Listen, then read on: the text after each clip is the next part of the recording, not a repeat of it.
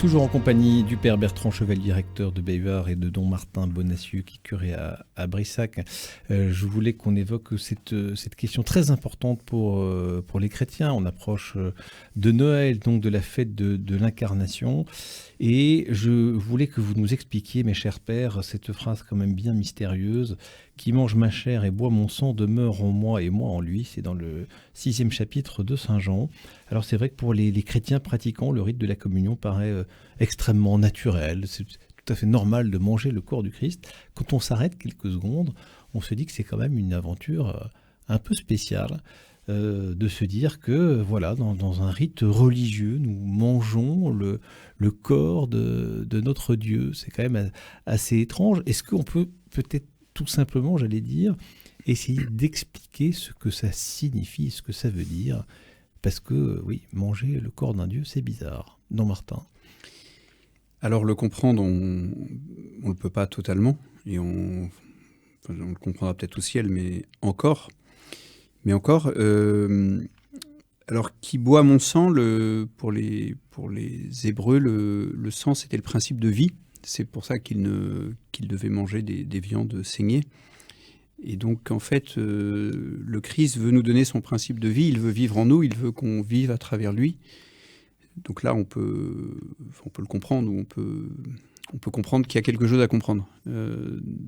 Voilà, c'est le désir du Christ qui veut partager sa Pâque, qui veut qu'on vive qui veut vivre en nous et que nous. Mais ça, on peut le comprendre un peu de façon symbolique, mais de façon réelle, dire non, non, c'est mon sang, c'est pas ce qui signifie mon principe, c'est mon sang, vraiment. Ça, c'est bizarre, non? Oui, et peut-être encore plus pour nous les prêtres, en fait.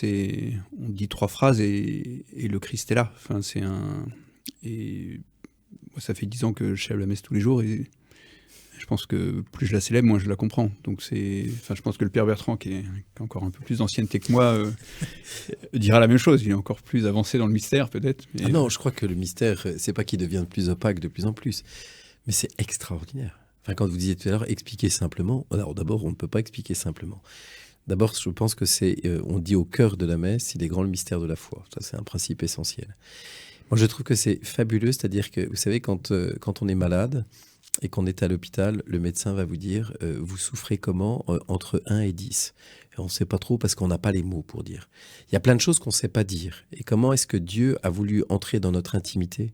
Dans notre intimité. C'est-à-dire qu'à un moment donné, se nourrissant de Dieu, se nourrissant du corps du Christ, c'est vraiment, on mange Dieu, effectivement. Oui. On mange Dieu, et donc il vient dans la moindre parcelle de nos corps. C'est-à-dire qu'avant même d'avoir exprimé quoi que ce soit, de la peur, de la joie, une émotion particulière, puisque désormais le Christ est en moi, eh bien, il partage justement le plus intime de moi-même que personne d'autre ne pourra partager. Même des époux, en quelque sorte, qui se disent tout, qui se connaissent soi-disant par cœur, il y a des fois de se dire, je ne sais pas comment expliquer. Eh bien là, il n'y a même plus besoin d'expliquer, puisque Dieu désormais est en moi. Mais en moi, dans la réalité justement de la moindre parcelle de mon corps, il est présent. C'est pour ça que même, il y a des fois des gens qui sont désolés en disant, ah bah, des enfants qui font leur première communion, c'est première communion et dernière communion. Sauf que le Christ marque d'un sceau définitif sa présence en étant en nous.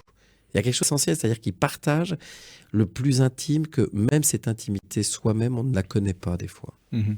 Alors, pour essayer de comprendre, Jésus ne dit pas je suis transformé en pain et en vin. C'est je suis Jésus, c'est ma chair, c'est mon sang, mais avec les apparences du pain et du vin. Alors, c'est la chair du Christ, c'est pas la chair du Christ? C'est la chair du Christ. C'est la chair du Mais Christ. évidemment. D'accord. C'est la chair, mais parce qu'en fait, ils ont des yeux, ils ne voient pas. Ils ont des oreilles, ils n'entendent pas. Et donc, pendant la liturgie, justement, il y a c'est vraiment véritablement la chair, mais cette chair, justement, du Christ qui va être associée à la nôtre. Il a pris chair de notre chair, c'est ce qu'on va entendre le jour de Noël. C'est-à-dire qu'il habitait parmi nous, et véritablement, et le Verbe s'est fait chair. Il y a quelque chose qui est essentiel, c'est vraiment ce corps. Je me souviens d'un protestant, un pasteur protestant qui, un jour, dans une aumônerie catholique, était venu, pas très délicat, en disant « Ouais, je vais avoir des cannibales ». Non, C'est-à-dire que le don de Dieu, c'est de se dire je deviens nourriture, quelque chose presque de tellement banal, du pain ordinaire que parfois à la cantine on balance parce qu'en fait on n'a pas fini sa tartine. C'est tellement simple, c'est tellement ordinaire, mais tellement essentiel. Il suffit de tourner les pages de la Bible, de l'Ancien Testament, pour voir justement la veuve de Sarepta qui fait, avec le peu qu'elle a, elle va offrir justement. Mais comme le Christ va offrir, la seule chose qui lui reste, c'est son propre corps. Sur la croix, il n'a plus rien. Il a donné ses vêtements, il a été vendu, il n'a plus d'amis, il ne reste plus que sa mère et un ami au pied de la croix, et il va donner sa mère à cet ami, il ne lui reste plus rien que son corps, et ce corps, il le donne en nourriture. Ce que vient de raconter le père Bertrand dans Martin, c'est vrai que c'est arrivé au cours des siècles qu'on traite les catholiques de cannibales, un petit peu pour forcer le trait, on dit attendez, vous dites que vous mangez le corps du Christ, donc oui, logiquement vous êtes un peu cannibale, qu'est-ce que vous pouvez répondre à ça? Eh ben on peut dire oui. On peut dire oui, c'est un mystère en fait. Si le Christ nous l'avait pas dit, on n'aurait jamais imaginé que ça soit possible. Ou même si le Christ avait dit je laisse dans cette hostie ma présence, on n'aurait même pas osé. Si nous l'avait pas dit, on n'aurait pas osé y toucher, on n'aurait pas osé la manger. Donc ça dépasse la raison humaine, ça ne la contredit pas, mais ça la dépasse, et c'est normal en fait que ça puisse choquer, que ça puisse surprendre, parce que Dieu surprend. Par exemple, il faut se souvenir qu'au XVIIe siècle, il y a eu un grand miracle dans le diocèse d'Angers, aux Ulmes. Aux Ulmes, il y a eu donc une hostie comme ça qui, à un moment donné, est devenue... On a vu le visage du Christ et sanguinolent. Et là, il y avait une assemblée complète.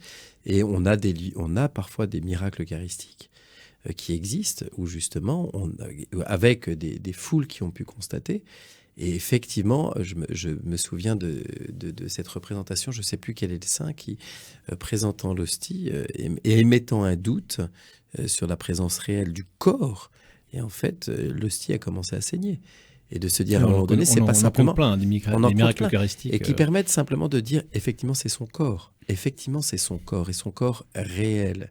Alors de fait, il y a toujours... Pourquoi ces apparences du pain et du vin? Parce que parfois, il décide de se révéler sur sa vraie chair d'une certaine façon. Mais simplement parce que, moi, c'est mon avis, c'est tellement banal que Dieu veut rentrer dans le quotidien de nos vies. C'est celui qui s'est fait homme, déjà, un Dieu qui se fait homme, c'est quand même pas banal, mais il a voulu rentrer, il a vécu le nazaréen, il a vécu la vie ordinaire de l'homme, passant presque inaperçu, mais il veut partager encore plus l'intimité, pas simplement marcher avec l'homme, pas simplement comprendre l'humanité et connaître l'homme, c'est-à-dire être avec l'homme. Il a voulu véritablement de l'intérieur participer justement à la transformation et la transfiguration de notre humanité. Comment est-ce que c'est possible? Eh bien, en entrant dans nos corps, et comment? En devenant nourriture. Et la moindre parcelle, à un moment donné, est sanctifiée par la présence du Christ. C'est aussi ça, ce que disait le Père Bertrand tout à l'heure, l'alimentation fait que le Christ prend possession de toutes les parties de notre corps d'une certaine façon, puisqu'on s'en alimente. C'est un peu ça le cœur de cette idée de Jésus de se transformer en corps, et en pain et en vin. Oui, parce qu'il va jusqu'à... le Christ vient nous rejoindre, il va jusqu'à s'adapter à notre mode d'alimentation. Puisqu'on mange du pain, on ne mange pas de la viande crue, on ne boit pas du sang. Eh ben, ça nous arrive, hein. Un bon steak tartare, on en mange de temps en temps. Oui, mais c'est pas universel. En fait, il y a des gens qui n'aiment pas, et il y a quelque chose d'universel dans le Christ, et vraiment, il s'adapte. C'est Dieu qui s'adapte à nous. C'est un très grand mystère. Et puisque le pain est un aliment universel, et que le vin, il y a quelque chose d'universel également, Dieu va jusqu'à s'adapter à notre humanité dans ce qu'elle a de plus basique. Et puis après, il y a quand même quelque chose, l'essentiel quand on parle, là on a la réserve eucharistique avec des hosties consacrées qui sont déposées pour les malades, entre autres, mais aussi pour l'adoration continue. En fait, le tabernaculum, ça veut dire la tente de la rencontre. Ce qui est essentiel quand même dans le christianisme, c'est cette rencontre intime. Et cette volonté d'une rencontre qui n'est pas simplement un partage où en fait je vais déposer mes prières dans les mains de Dieu ou dans le cœur de Dieu, mais au-delà de ça, c'est vraiment une intimité, un échange mystérieux où il se donne, où je le reçois, et on porte le nom de chrétien, c'est-à-dire qu'à un moment donné, le chrétien porte le Christ en lui. Eh bien, c'est beau ce que vous dites aujourd'hui, mes chers pères.